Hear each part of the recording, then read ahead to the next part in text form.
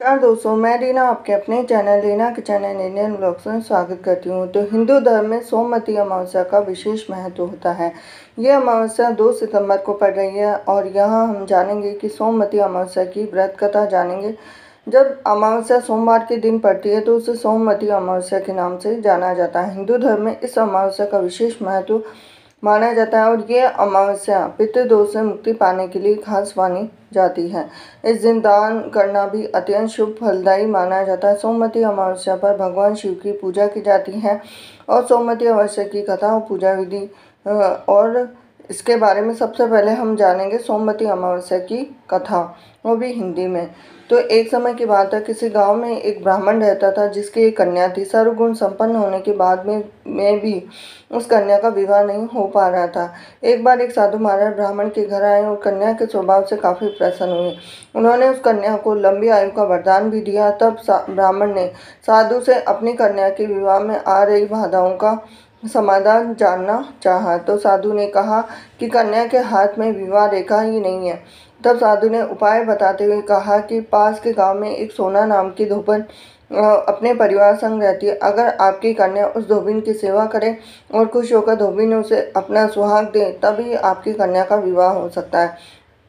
तो साधु महाराज के कहे अनुसार कन्या धोबन के घर जाकर उसकी सेवा करने लगी और वो रोज सुबह सूर्योदय से पहले धोबिन के घर जाती और वहाँ सारा काम कर उसके उठने से पहले ही घर वापस आ जाती। घर का सारा काम करती। सारा काम हुआ देख धोबिन को बड़ी खुशी मिलती क्योंकि उसे लगता था ये काम उसकी बहू कर रही है। तो एक दिन उसने अपनी बहू से कहा कि तुम कितनी अच्छी हो, सुबह जल्दी उठकर ही सारा काम निपटा देती हो। तब बहू ने उससे कहा कि नहीं, मैं तो सोती रहती हूँ, मुझे लगा कि आप ही ये सारा काम कर रहे हैं। तब दोनों के मन में सवाल उठा कि आखिर कौन ऐसा कर रहा है। अगले दिन जब यह जानने के लिए दोनों इंतजार करने लगे, तभी उन्होंने देखा कि एक कन्या घर में मुंह छिपाकर आती है, सारा काम करती और चुपचाप चली जाती। तब धोबी ने उससे पूछा, तुम कौन हो और ऐसा क्यों कर रही? तो कन्या ने धोबी को सारी कहानी सुनाई। इस पर सोना कन्या की मदद के लिए तैयार हो गई। अगर अगला दिन सोमवती अमावस्या का दिन था और सोना को इस बात की जानकारी थी कि अगर उसने कन्या को अपना सुहाग दिया तो उसके पति की मृत्यु हो जाएगी, लेकिन फिर भी उसने व्रत भी रखा और कन्या के घर जाकर उसकी मांग में अपना सिंदूर लगा दिया। ऐसा करते ही धोबिन के पति की मृत्यु हो गई। घर लौटते वक्त सोना ने पीपल के पेड़ की परिक्रमा की, अपना व्रत पूरा किया। जब वह घर लौटी तो उसने देखा कि उसका पति जिंदा हो गया है। कहते हैं तभी से सोमवती अमावस्या का महत्व काफ़ी ज़्यादा बढ़ गया। अब सोमवती अमावस्या के व्रत में आपको किन किन सामग्री की जरूरत पड़ेगी? दूध, जल, पुष्प, अक्षत, चंदन, कलावा, धान, पान, भगवान शिव की प्रतिमा, भोग, फल, मिठाई और दान करने के लिए चीज़ें। अब सोमवती अमावस्या इस साल 2 सितंबर 2004 को मनाई गई है और पंचांग के अनुसार अमावस्या का मुहूर्त 2 सितंबर की सुबह 5:21 से 3 सितंबर की सुबह 7:24 बजे तक रहेगा। सोमवती अमावस्या का पूजा का महत्व। सोमवती अमावस्या के दिन ब्रह्म मुहूर्त में उठकर सभी कामों से निवृत्त होकर स्नान कर लें।